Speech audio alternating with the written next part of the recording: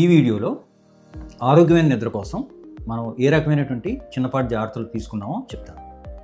మొదటిది, మనం చాలా మెడికల్ అధ్యయనాల ప్రకారం రోజుకి 7 గంటల నిద్ర చాలా అవసరం.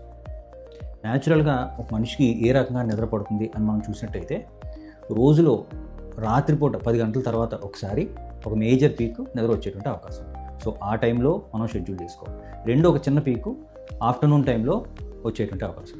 సో ఈ రెండు సందర్భాల్లో మనం చాలా వరకు మనం నిద్రించే సమయం కేటాయించుకోవాలి. ఆ నిద్ర సమయం ఫిక్స్ చేసుకోవాలి. ఒకటే సమయంలో మనం పడుకుని ఒకటే సమయంలో లెగడం వలన చాలా వరకు నిద్ర పట్టకపోవడం వచ్చే సమస్యలు చాలా వరకు తగ్గుతాయి. ఇంకా రెండు, మనం తీసుకునేటువంటి ఆహారం రాత్రిపూట ముఖ్యంగా హెవీ మీల్స్ లేకుండా చూసుకోవాలి.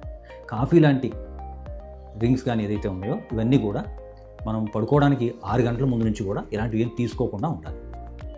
ఇక మూడు, మనం పడుకునేటప్పుడు ఒక హాఫ్ అన్ అవర్ అంటే 30 మినిట్స్ ముందు నుంచి కూడా మనం ఎటువంటి ఫోన్స్ కానీ ల్యాప్టాప్స్ కానీ కళ్ళకి బ్రైట్నెస్గా వచ్చేటువంటి ఎటువంటి ఆబ్జెక్ట్స్ కానీ ఇలాంటివి ఎక్స్పోజ్ అవ్వకుండా చూసుకోవాలి. సో ఈ చిన్నపాటి జాగ్రత్తలు పాటించడం వలన చాలా వరకు మనకి నిద్ర వచ్చేటువంటి అవకాశం ఉంది. ఇక మూడు, మనం పడుకునేటువంటి ప్లేస్ ఏదైతే ఉందో చాలా కామ్గా సౌండ్స్ ఏమి లేకుండా ఉండేటట్టుగా చూసుకోవాలి. డార్క్గా ఉండేటట్టుగా చూసుకోవాలి.